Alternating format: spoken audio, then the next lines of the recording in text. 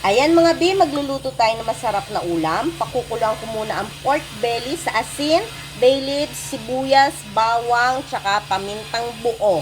Palalambutin natin ng 20 minutes. Ayan mga B, pakukulaan muna natin yung sitaw. Palalambutin lang natin. Ngayon mga B, okay na yung sitaw. Hahanguin na natin, itatabi natin. Sunod natin yung pechay. Pechay ba to? Ayan mga B, luto na rin. Hahanguin na rin natin at itatabi muna. Yan, magpiprito tayo ng talong. Ipiprito lang natin lahat ng talong.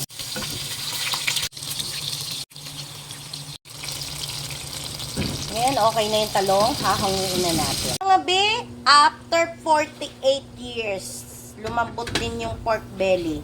Ngayon, hanguin na natin siya B. Itatabi natin kasi yung kalahati na ito, ipiprito ko.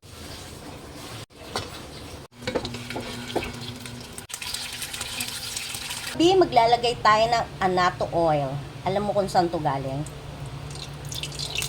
Gamit ko dito mga B, yung chicken oil sa inasal. Lalagay na natin yung sibuyas. Isunod na natin yung bawang. Gigisa lang natin. Ngayon, lalagay na natin yung pork belly na pinakaluan natin. Yan. Ngayon, lalagay na natin yung 1/4 cup na peanut butter. Then, para kumapit yung peanut butter sa belly.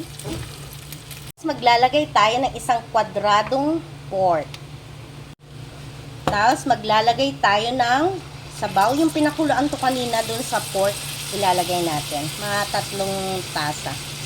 Ngayon mga B, tatakpan muna natin siya para lumambot kahit konti at kumonti yung sabaw. Ayan mga B, luto na ang ating kare-kare. Ang lapot niya, diba? Lalagyan na lang natin siya ng gulay. Kung nandito ka pa sa video na to, ilang tasa kaya ng sabaw ang nailagay ko? Thank you for watching mga B.